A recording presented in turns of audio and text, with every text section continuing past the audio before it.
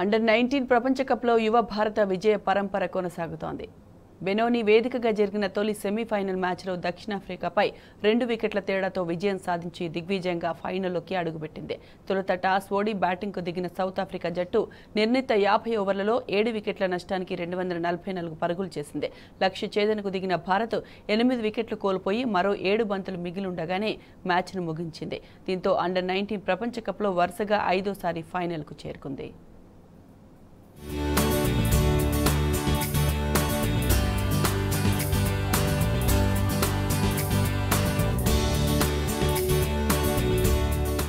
ICC under-19 పురుషుల ప్రపంచ cup లో యువ భారత జట్టు ఫైనల్ కు చేరింది.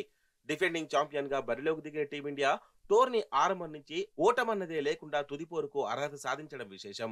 బెనోని వేదికగా సౌత్ ఆఫ్రికాతో ఉత్కంఠభరితంగా ముగిసిన సెమీఫైనల్స్ పోరులో ఆ జట్టు బ్యాటర్లు విఫలమైన బౌలర్ల నుంచి తీవ్ర ప్రతిఘటన ఎదురైంది. లక్ష్య ఛేదనలో ఉదయ్ సహారన్ 81 పరుగులు చేయగా కెప్టెన్ ఇన్నింగ్స్ తో పాటు సచిన్ దాస్ 96 పరుగులు చేసి అద్భుత ప్రదర్శనతో రాణించి భారత్ ను ఫైనల్ కు చేర్చారు. సఫారీ కుర్రాళ్లు నిర్దేశించిన 245 పరుగుల ఛేదనలో భారత్ 48.5 ఓవర్లలో 8 వికెట్లు కోల్పోయి విజయాన్ని అందుకుంది. ఆస్ట్రేలియా, పాకిస్తాన్ మధ్య జరగనున్న రెండో సెమీఫైనల్లో గెలిచే విజేతతో భారత్ ఈ నెల 11న బెనోని వేదికగా ఫైనల్లో ఆడనుంది.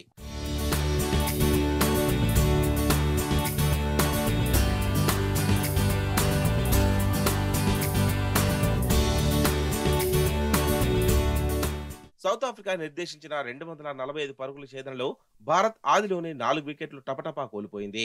ఆరంభ ఓవర్లో సఫారీ పేసర్లు ట్వెన్ మఫాకా, ట్రిస్టన్ లూస్ నిప్పులు చెరిగారు. తొలి బంతికే మఫాకా ఆదర్శ్ సింగ్ ను అవుట్ చేసి భారత్ కు షాక్ ఇచ్చాడు. ఈ టోర్నీలో 2 సెంచరీలు చేసిన ముషీర్ ఖాన్ ను ట్రిస్టన్ లూస్ 4వ ఓవర్లో అవుట్ చేశాడు. 30 బంతులాడి ఒక సిక్సర్ సాయంతో 12 పరుగులు చేసిన అర్షిన్ కుల్కర్నీని కూడా లూస్ 10వ ఓవర్లో వెనుక పంపాడు. అతని స్థానంలో వచ్చిన ప్రియాంశు మొలియాను లూస్ అవుట్ చేయడంతో భారత్ పీకలోతు కష్టాలు పడింది.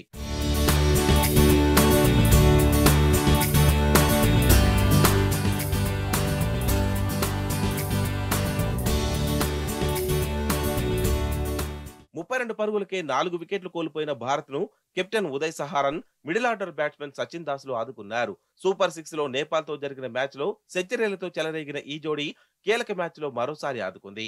ఈ ఇద్దరు కుదురుకున్నాక బ్యాట్ జుల్పించారు. ఉదయ్ నెమ్మదిగానే ఆడినా సచిన్ మాత్రం వేగంగా పరుగులు రాబట్టాడు. హాఫ్ సెంచరీ తర్వాత దూకుడు పెంచిన ఈ ఇద్దరు భారత్ ను విజయ దిశగా చేర్చారు.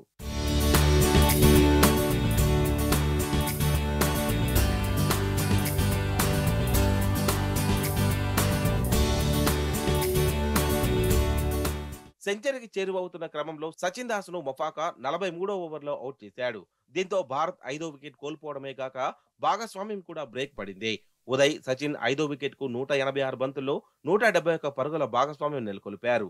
సచిన్ నిష్క్రమించిన తర్వాత క్రీజులోకి వచ్చిన ఎర్రవెల్లి అవినాష్ ను కూడా మఫాకా పెవిలియన్ కు పంపాడు. ఛేదించాల్సిన లక్ష్యంతో పాటు బంతులు కూడా సమానంగా ఉండడంతో మ్యాచ్ ఉత్కంఠగా మారింది. ఈ తరుణంలో మురుగన్ అభిషేక్ రన్అట్ అయ్యాడు.